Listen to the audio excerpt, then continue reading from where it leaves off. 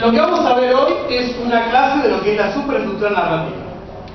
En muchos casos, para mucha gente es un repaso, para otra gente es un tema nuevo, pero necesitamos repasarlo porque yo necesito que absolutamente todos tengan en claro de qué se trata, porque es el tipo de análisis que hay que hacer con el texto. ¿Está claro? Bien. ¿Alguien me puede decir lo que es una superestructura narrativa? El análisis global. ¿De qué? De la estructura de un texto narrativo. Ajá, por ejemplo.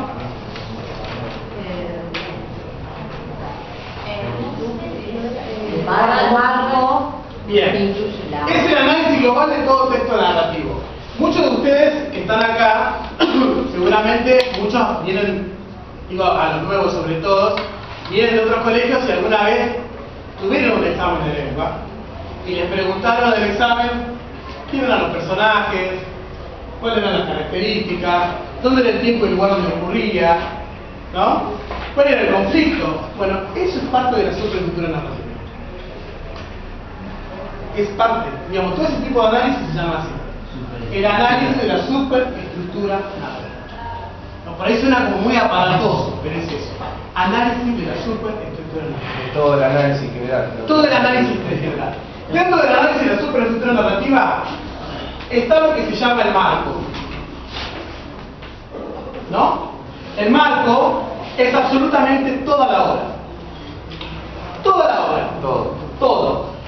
Lo que vamos a ver ahora, y lo voy a especificar, es lo que entra dentro de lo que sería el marco. Dentro del marco son las partes del marco de lo que vamos a ver ahora. Es muy difícil que yo en una pregunta, en un examen, te pregunte qué es el marco. Porque entonces me vas a tener que desarrollar absolutamente todo. Yo no lo voy a preguntar en el examen, pero ustedes tienen que saber que el marco es eso. Lo tienen que saber. Dentro del marco, lo primero que vamos a ver, ¿qué es el tiempo?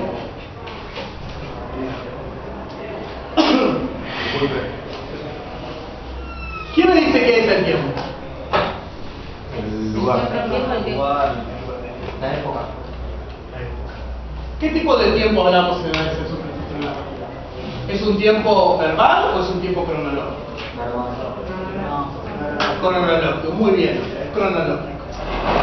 Hay obras en las cuales el tiempo es clarísimo. Si hemos leído Casa Tomada, sabemos que en Casa Tomada te da inclusive una fecha estimativa, ¿no? Hay una parte de Casa Tomada donde el narrador te dice: desde 1939 no entra literatura francesa. ¿Por qué? Por la Segunda Guerra Mundial. ¿Qué pasaba en la Segunda Guerra Mundial? Estaba Francia invadida por los nazis, no llegaba literatura francesa. Esa frase, desde 1939 no entraba literatura francesa, te da una noción del tiempo cronológico de la obra. Hay obras que son muy específicas. Hay obras que te dicen, por ejemplo, el 1 de septiembre de 1939 Alemania invadió Polonia.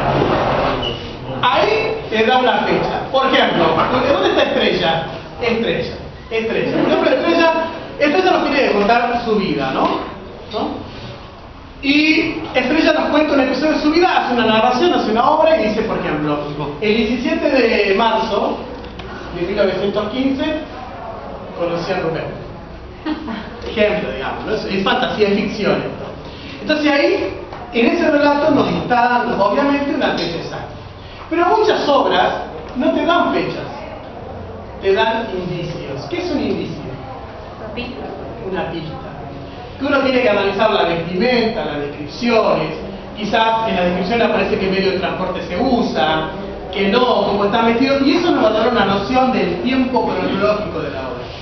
Si yo te pregunto a vos cuál es el tiempo, y vos lees la obra, me vas a decir, bueno, el tiempo, estos indicios me dicen que es tal época. Por ejemplo, yo pongo como ejemplo siempre Caperucita Roja, porque es un cuento que todos lo conocemos, ¿no?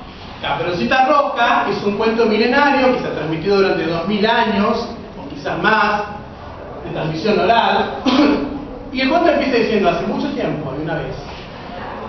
Bueno, ustedes no me pueden decir si yo pregunto cuál es el tiempo y dicen, ah, el pasado. No, ya sé que es el pasado. Esa respuesta está mala. Tendrían que decirme, hace mucho tiempo, en una época muy lejana, ocurrió esta historia. Sería una manera de responder. Bien. Ahora, la segunda parte es cuál es el lugar. ¿Cuál sería el lugar? El lugar físico, que puede ser un lugar o varios lugares. La casa.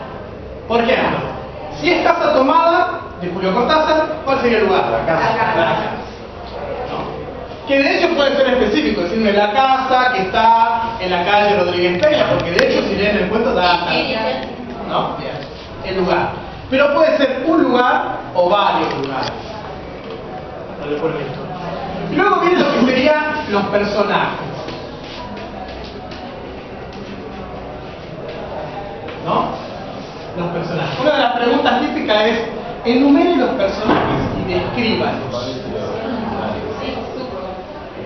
A veces no están descritos los personajes, están apenas descritos. Yo quiero la descripción que tiene el texto. No me inventen, no fantaseen la descripción. ¿No? Yo sé que hay muchas versiones de Caperucita, algunas que son media hot, pero no, digamos. Yo quiero lo que dice el texto. O sea que no se tienen que delirar, tienen que describir cómo está descrito el personaje en el texto. Si está muy poco descrito, apenas la descripción que tiene. Una de las preguntas es: enumere los personajes y descríbalos. Después de esto, dentro de la superestructura narrativa, viene lo que se va a llamar... Descríbalo, o sea, lo que fueron haciendo los cuentos. No, descripción de cómo son.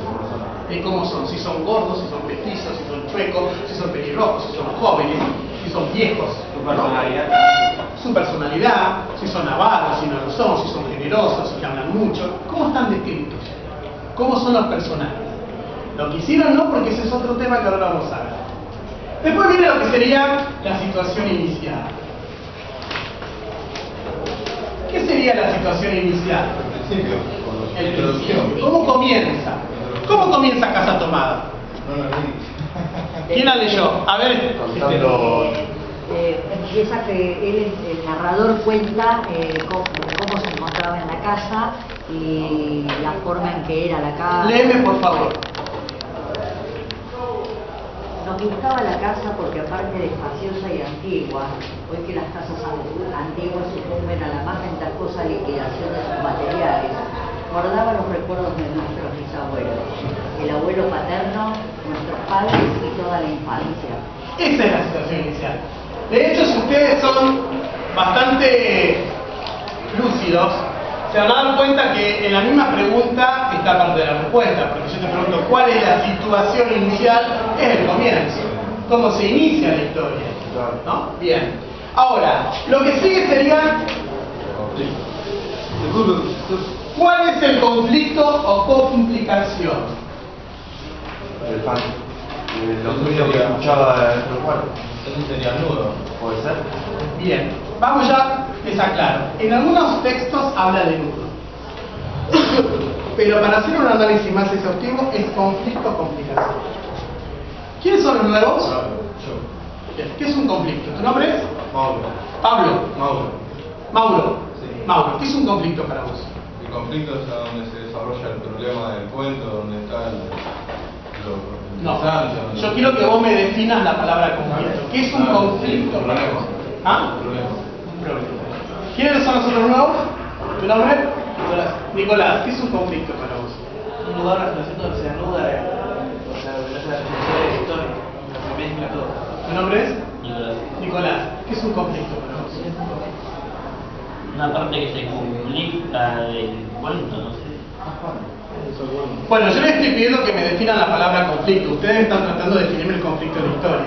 Por eso, empecemos. ¿Qué es un conflicto? ¿Qué significa la palabra conflicto? Conflicto para mí era un desacuerdo. Conflicto es cuando más un desacuerdo entre algo. Muy bien, eso es. Un conflicto es un desacuerdo entre dos o más partes. Bueno. El problema puede ser problemas, pero un conflicto es eso. Desacuerdo entre dos o más partes. Porque para que haya conflicto, Tiene que haber dos partes que se enfrentan porque no pueden resolver una situación.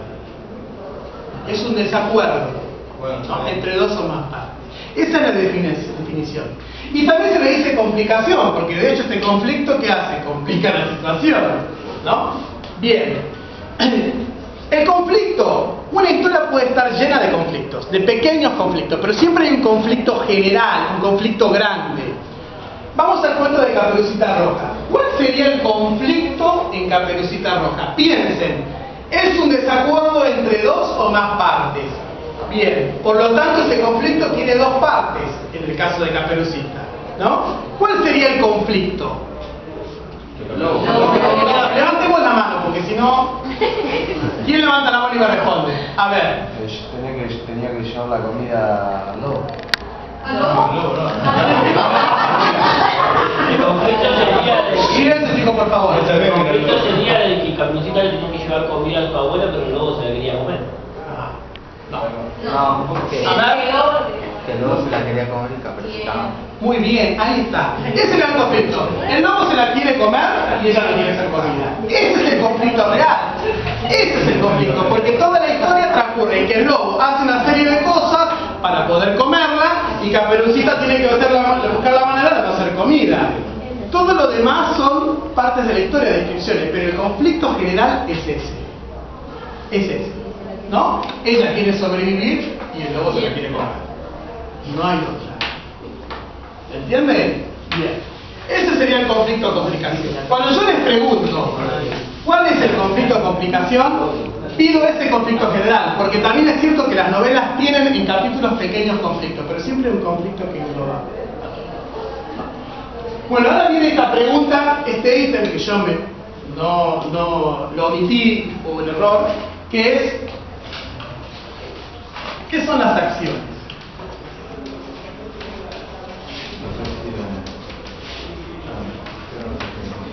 ¿Qué son las acciones? ¿Qué es una acción? La acción es como Algo que uno realiza. Es una reacción que uno ejecuta.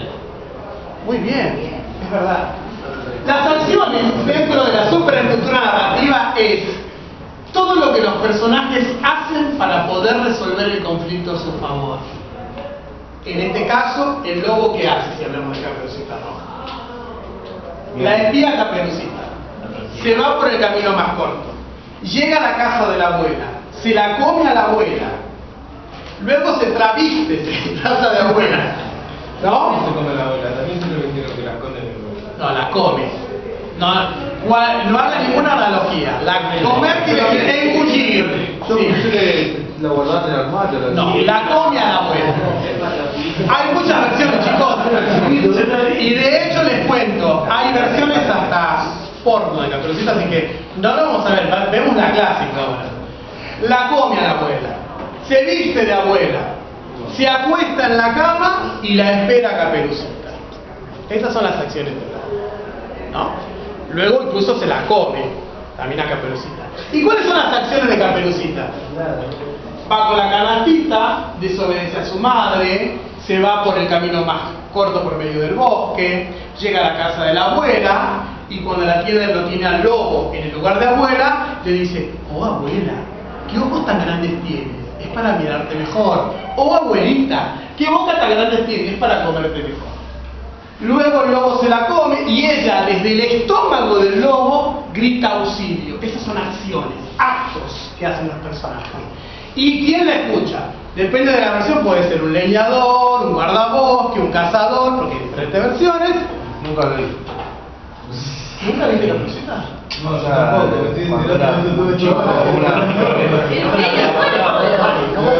Bueno, hay que volver a las fuentes. Es más, yo les cuento, si googlean, van a encontrar Caperucitas parecidas a la Luis Salazar. Así que hay que googlear y ver cuál es la mejor versión, con la que más nos guste. Bueno, estas se llaman las acciones. Las acciones son todos los actos que hacen los personajes para resolver el conflicto a su favor. Estas son las acciones. ¿Cuáles serían las acciones en Casa Tomada? Sí. A ver, ¿cuáles serían las acciones en Casa Tomada? Bien. la limpieza que hacía en la casa. ¿Qué más?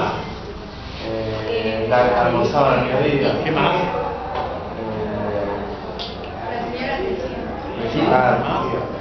Pero ¿cuáles serán las acciones más importantes? Van cerrando las partes que van siendo ocupadas y van retrocediendo. ¿Y cuáles serían las acciones de quienes ocupan la casa? Que nunca se lo ve, van ocupando los espacios. Hacen ruido. Hacen ruido. Estas son las acciones. Bien. Este es el borrador de la educación pública. Bien. Ahora, dentro de esto, viene luego lo que se va a llamar la resolución. ¿Quién me define la palabra resolución? La forma que resuelve el problema. ¿Cómo se resuelve el conflicto? El conflicto siempre se resuelve para un lado o para el otro. Pero se resuelve. No existe la posibilidad de que no se resuelva el conflicto. Lo que a veces es que el conflicto se resuelve de la manera que a nosotros no nos gusta, o no nos agrada, o no nos parece bueno, pero el conflicto se resuelve. A veces puede dejar un final abierto también. Sí, pero eso es Igual se... ya vamos a llegar ahí. Porque el final abierto es otra cosa. El final abierto es otra cosa. Bien. ¿Cómo se resuelve en Caperucita Roja?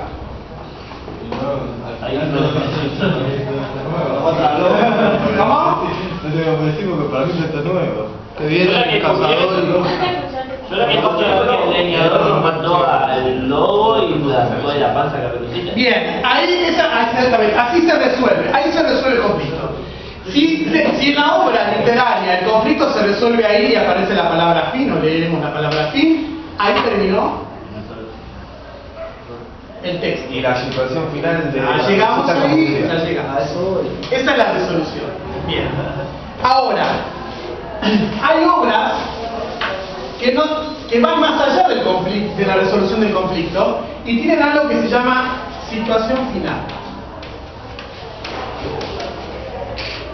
Que es cuando el texto, una vez resuelto el conflicto, continúa un poco más. Por ejemplo, en Casa Tomada, ¿cuándo se resuelve el conflicto? Cuando ellos se van. Cuando ellos se van. Pero cuando se van, ¿qué hace el personaje un poco más allá? Llega la llave. ¿Por qué? ¿Qué dice? Esa es una situación final. Porque el conflicto, en el momento que ellos se dan la vuelta, cierran la puerta y se van, se resuelve el conflicto. Pero la situación final es el comentario de él. Porque la situación final va más allá de la resolución del conflicto. En el caso de Caperucita sería, si el cazador, el leñador, guardabosco con lo que fuere, le pide matrimonio a Caperucita, que de hecho hay algunas versiones que dicen que se casaron. Se ve que Caperucita no era tan chiquita. Pero bueno, digo esto sería la situación final. Para graficarlo lo que sería en el cine, que el cine siempre se alimentó de la literatura, en una película sería, supongamos, Estela viene corriendo por Avenida Rivadavia. La persigue el gigolo. Hoy te tocó Estela. ¿Qué vas a hacer? Miren que la Avenida Rivadavia es larga, corre, la pobre Estela corre y cada vez, como hacen las películas yankees, parece que ya el gigolo la agarra. Ya la agarra, ¿no? Pero no, ella zapa, va zapando. Hasta que llega a la General Paz. Y en la General Paz está Estrella, justo con un camión lleno de ladrillos. Cuando la ve que la pobre Estela va corriendo, le tira todos los ladrillos encima y entonces el gigolo queda sepultado. Y él dice fin. Ahí se resolvió el conflicto y terminó la historia. Ahora, si de pronto la cámara, después de que cae él, la toma a Estela, que se va con Estrella caminando juntas al bingo para festejar, esa sería la situación final. Ahora, si la cámara vuelve y toma que entre los ladrillos sale la mano y ahí se corta, es lo que el compañero dice el final abierto. Pero ese final abierto, ¿verdad?, es parte de esa situación final. Claro. ¿Se entiende? Como puede, no... Claro, que eso da lugar a las 2, a las 3, a las 4, típico de la industria del cine yankee que fabrica todo en serie. Claro. Y sigue. O Arnold Schwarzenegger, que ya está en Terminator 252. Bueno, exacto. No puede llegar a tener situación final. Claro, muchas obras no tienen y otras sí tienen. Ahora vamos a ver lo que es la evaluación. A mí eso justamente fue lo que no me quedó claro, pero el tema de la evaluación final y el argumento, o sea, que se me mezclaba. Bien, ahora vamos a hablar de eso. ¿Qué es la evaluación final? Perdón. Bueno, la evaluación final es cuando el autor emite una opinión de valoración moral y se diferencia del narrador. ¿Por qué hago esta aclaración? Una obra literaria se escribe ¿en qué persona? Primera. ¿Y en qué más? ¿Y en qué más? Segundo y tercero. Primera, segunda y tercera. Tercera. Primera persona, ¿cuándo es, Estela? Primera, Sí. no habla de uno. Cuando el que cuenta es el mismo narrador desde él. En Casa Tomada, ¿quién cuenta? El hermano. El hermano. ¿Verdad? Tercera persona, ¿cuándo es? Cuando hablo del otro. Del otro. Por ejemplo, Emma Sus. Claro. Cuando es alguien que observa, ¿no? Contamos lo que observamos, tercera persona. Y segunda persona es cuando hay diálogos. Bien. Ahora, es un error pensar que si el relato está escrito en primera persona, el que habla es el autor. Habla el personaje que habla. Pero perdón, Se llama- yo no he leído muchos libros, pero en los mismos libros no hay primera. Bien. Por ejemplo, Casa Tomada No tiene. no tiene evaluación. No tiene. Sí. El autor puede ser el narrador también. El autor puede ser el narrador, ¿o no? El autor puede ser el narrador. A ver, el autor inventa un narrador, un personaje que narra, y aun cuando narra en primera persona, es el personaje que narra y no el autor. Esto hay que diferenciarlo siempre. Digo, el personaje que cuenta la historia de Casa Tomada es el hermano. Habla en primera persona, pero el que escribe el cuento es Julio Cortázar. Y hay que diferenciarlo, ¿no? Emma Sus, por ejemplo, ¿tiene evaluación final Emma Sus? Sí. ¿Cuándo? Cuando lo matan. ¿Qué dice el último párrafo de Emma Sus?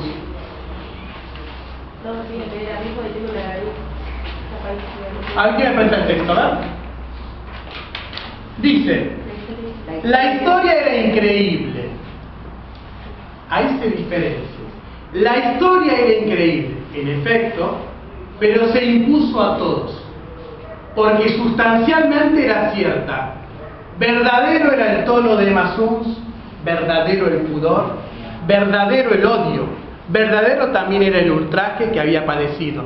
Solo eran falsas las circunstancias, la hora y uno o dos nombres propios. Esa es la evaluación. ¿Por qué? Porque hay una valoración moral inclusive que está haciendo el autor y que se diferencia. Está hablando, ya no está contando la historia, está evaluando la historia. Está haciendo una valoración.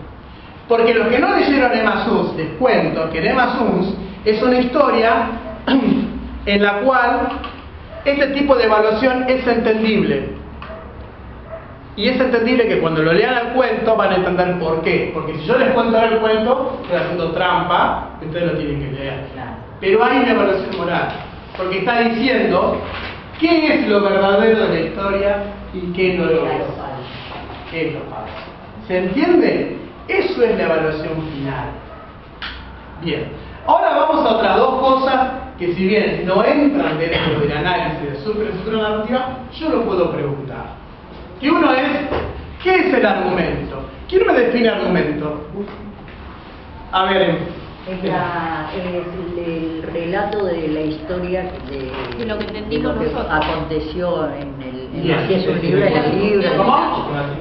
o en la vida real. ¿Qué es lo que pasa, lo que sucede en la historia real? Es un resumen En la vida.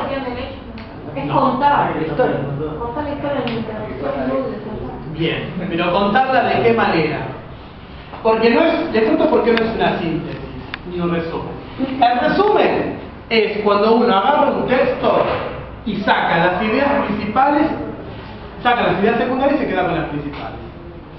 Entonces la historia no se desvirtúa, se conserva, pero es más breve el texto. Eso es un resumen.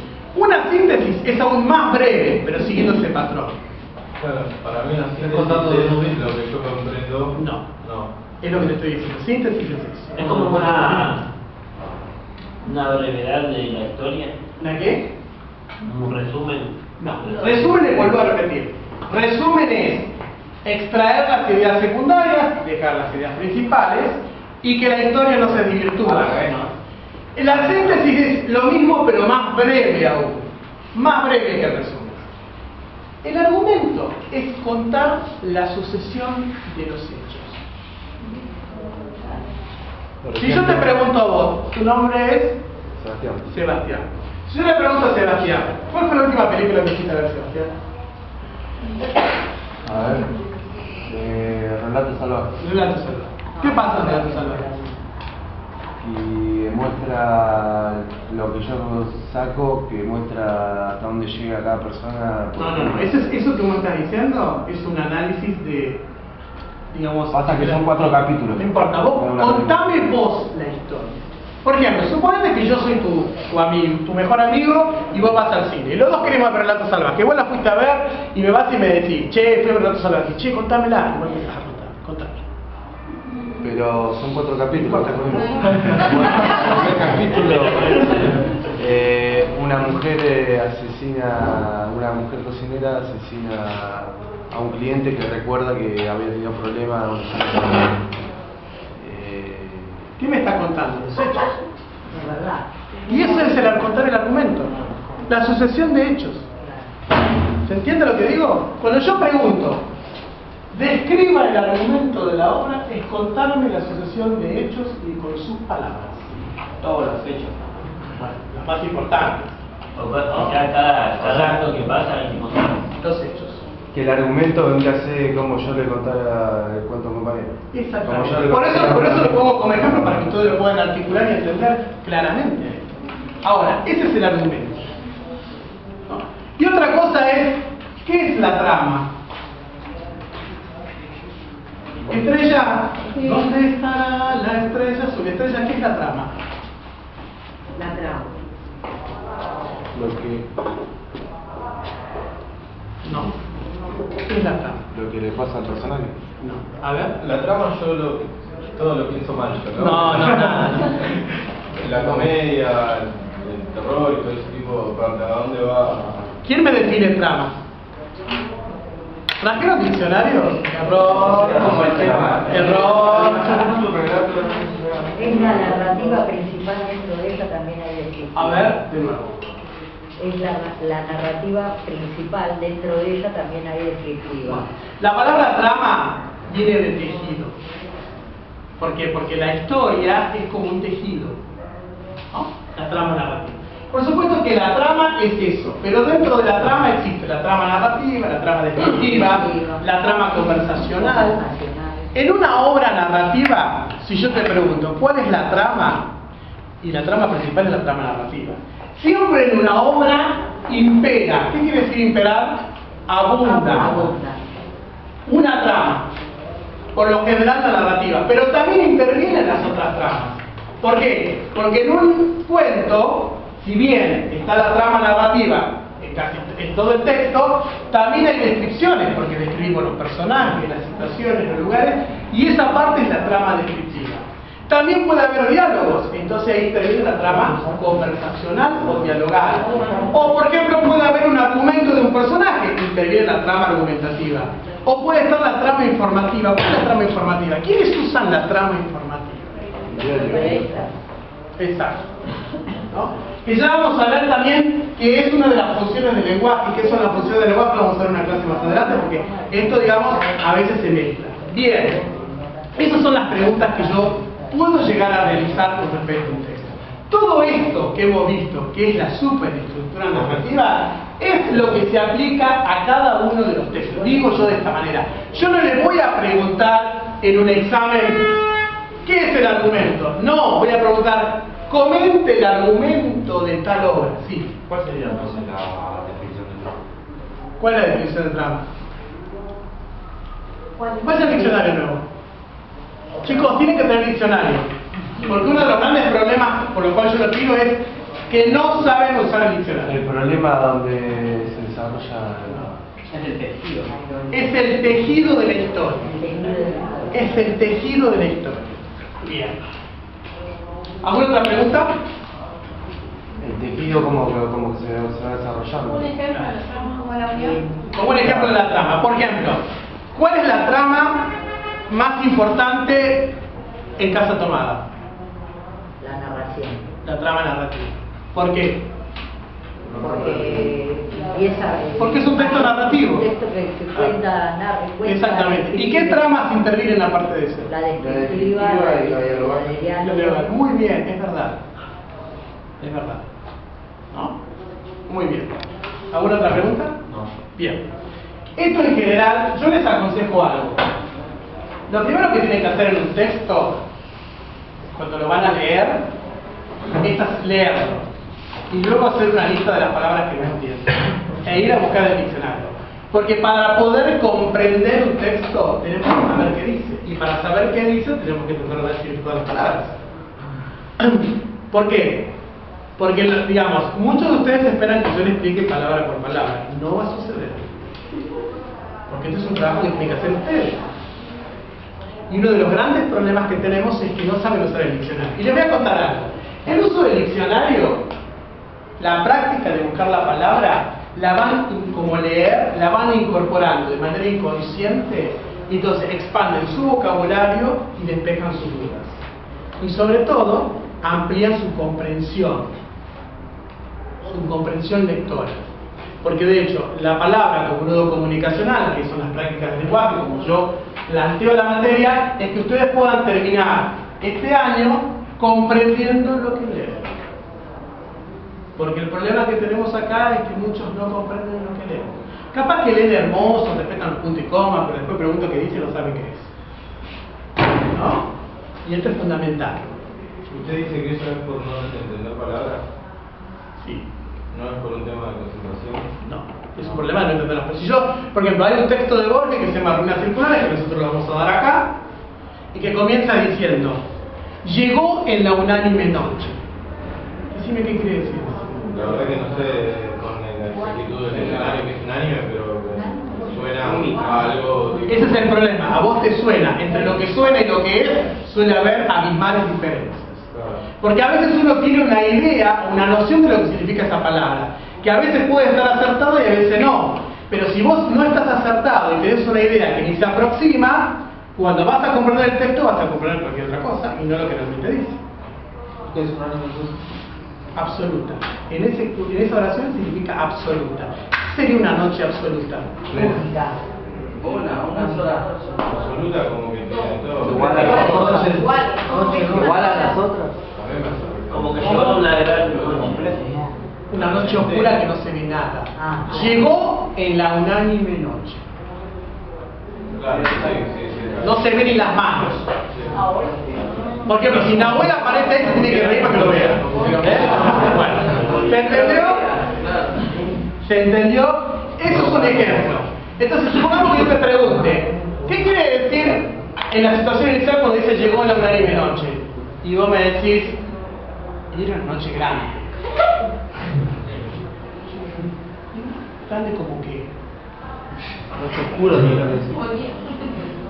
No sería un ánimo oscuridad.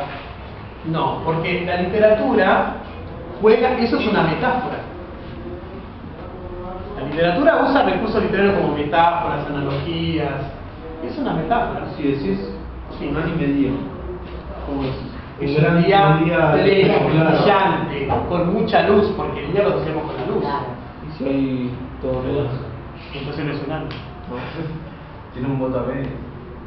No, es porque no entiendo por eso. Claro, vos tenés que pensar, ¿vos tenés novia vos? Sí. Bueno, vos llegas, un día llega tu novia y vos llegas tarde a encontrarte con tu novia y vos le dices, ¿por qué llegas tarde? Y vos le decís, porque el tránsito ha sido un año. Y ella te va a decir que te fumaste. Bueno, ¿se entendió? Bueno, ¿alguna pregunta? Entonces, para la próxima clase necesito que tanto los que han estado Mejor dicho, los que recién son nuevos y llegan, deben hacer una guía de qué es la superestructura narrativa. ¿Qué es el marco? ¿Qué es la superestructura narrativa? ¿Qué es el tiempo, el lugar? ¿Qué son los personajes? ¿Qué son las acciones? Segundo, luego hay que leer. Hay que leer Casa Tomada, Emma Suns y aplicar este análisis. ¿Sí, ven? ¿Dónde lo conseguimos? Chicos, en internet, en Google, está todo. Hasta yo lo Chicos, vamos a aclarar con respecto al Google la búsqueda de internet. No todo lo que está en internet es correcto. Obvio. Hay que saber, y ahí está la comprensión. Por eso, la próxima clase, con más tiempo, si tienen una duda, les reviso las respuestas. Pero justamente, he dado el ejemplo de lo que es en Caperucita Roja y de lo que es en Casa Tomada como guía para que ustedes cuando busquen en internet sepan diferenciar. Bien, cuando van a buscar un texto en internet, se pone Casa Tomada PDF. Ah, sí, vi eso, que lo tengo que descargar. Claro, y lo imprimís. PDF. Porque ahí está. ¿Descargarlo eso? ¿Ah? ¿Hay que descargarlo? Sí, para imprimirlo sí. PDF Es por un archivo PDF. Es un formato digital. Bien. No, el teléfono es complicado. Otra cosa, yo les aconsejo que lo impriman en soporte papel, sobre todo los cuentos, porque no es lo mismo el teléfono que está así, el texto, que mejor te lo lees, sobre todo para marcar lo que no entendés. Casa Tomada, Emma Suns, y también Ruinas Circulares. Ruinas Circulares de Jorge Luis Borges. La semana que viene tiene ruinas circulares. ¿Cómo? Para la semana. La semana sí, ¿qué pregunta? La novela es concluida. Ya, un segundo. Ruinas Circulares también para la clase que viene. La clase que viene lo que vamos a hacer es revisar el análisis de la superestructura narrativa en Casa Tomada, en Emma Suns y en Ruinas Circulares. Ruinas Circulares, escúchenme, Ruinas Circulares no hagan el análisis, mejor dicho, tráiganlo al texto, lo vamos a leer acá. Sí, porque es un cuento muy complejo y yo lo tengo que leer con ustedes. Digo, para que después no me digan, el profe que se fumó, mirá lo que me dio, no entiendo nada. Evitamos eso. ¿Está? Sí. Una pregunta, Casa Tomada y Emma Suns, yo tengo que hacer el... Aplicar esta guía de análisis en estos dos textos. Y con memoria de... La memoria... Memoria de mis putas tristes es una novela de 60 ¿También páginas. tenemos que descargarlo? Tienen que ir leyéndola. No hace falta descargarlo. No hace falta descargarla. Vayan leyéndola y les aconsejo. Por ahí si lo quieren comprar libro, lo buscan usado en internet, Mercado Libre está. Si no lo imprimen en PDF también. Es más barato que comprarlo nuevo. El nuevo está un poco caro, los libros están caros. Pero es una novela de 60 páginas que deberían tenerla porque la tienen que leer. Porque de hecho tienen que hacer este análisis. Que hacerlo en un cuento es más fácil que en la novela. Porque son más páginas. De cada libro que vamos leyendo le vamos haciendo todas estas preguntas. Exactamente. Porque cuando llegue el día del examen, que yo doy solo 3 preguntas, te puedo llegar a preguntar. ¿Cuál es la situación inicial en memoria de disputa? La siguiente pregunta podría ser, ¿cuál es el conflicto en Emma Suns? Y la siguiente pregunta podría ser, ¿cuál es la resolución en Ruinas Circulares? Vamos a abordar todo eso en realidad en los análisis de los cuentos que vamos a leer. No va a tomar Definiciones no tomo, sí, este. ¿Podemos venir con las novelas el día del examen? Por supuesto, pueden venir con las novelas. Porque para no tener... Porque capaz que no te acordás de lo que... Si pueden venir con los textos, yo no tengo problema. De todas maneras, imagínate que una novela de 60 páginas, si no la leíste, no la vas a leer en ese momento que fuiste. Bien. ¿Alguna pregunta más? En algún lugar va a haber donde vamos a leer todos los cuentos que dijimos recién. ¿En algún cómo? En algún lugar, en alguna fotocopia, en algún tipo de unidad, en algún lugar donde diga todos los cuentos que vamos a leer. O... Chicos, les estoy dando yo. Listo, bueno. Digamos, te doy más que esos cuentos y esta novela y 3 poemas y una escena de teatro. Bien. Bueno, eso sería todo, sí, Sebastián. Quedaron un poco que no me puedo acordar. dice, busquen los textos biográficos y transcríbalos. Ajá. Biográfico que vendría a ser que busquen el lugar. No. Escuchen esta pregunta, porque acá cerramos ya, por lo menos esta parte. Dice, busque los textos biográficos y transcríbalos. El no comprender eso es no saber el significado de esas palabras. Porque es, buscar los textos biográficos. ¿Qué es el texto biográfico? La biografía. ¿Y transcribir qué es? Escribirlo, copiarlo, claro, para que lo tengan. ¿Ves? Y ahí estamos con lo que significa la transcripción. Y te volvemos al mismo tema. ¿Por qué cada palabra que no entendemos? Yo les aconsejo, con respecto a ruinas circulares, si quieren ir leyéndolo, léanlo y marquen las palabras que no entienden. Son muchas las que no van a entender. Para que la clase que viene, si lo leemos, podamos entenderlo entre todos. Yo doy una clase así con ruinas circulares para que ustedes puedan entenderlos, porque es un cuento complejo. Y yo necesito que ustedes entiendan los dos formas. E+1 es un cuento policial, más simple de entender. Ruinas circulares es un cuento más complicado y pertenece a otra etapa de José Luis Borges, y ambos son importantes. Bien. ¿Alguna pregunta más? ¿Cuánto tiempo tenemos Hasta las 9. No, es que ahora cerramos acá la clase y yo continúo. Porque vamos acá a hacer la clase, quiere decir que él termina de filmar. ¿Se entiende? Ahora continuamos con más. Hasta las 9. No, 9 y 10 tenemos. Bien. 9 y 10. ¿Terminó? Ahí fue.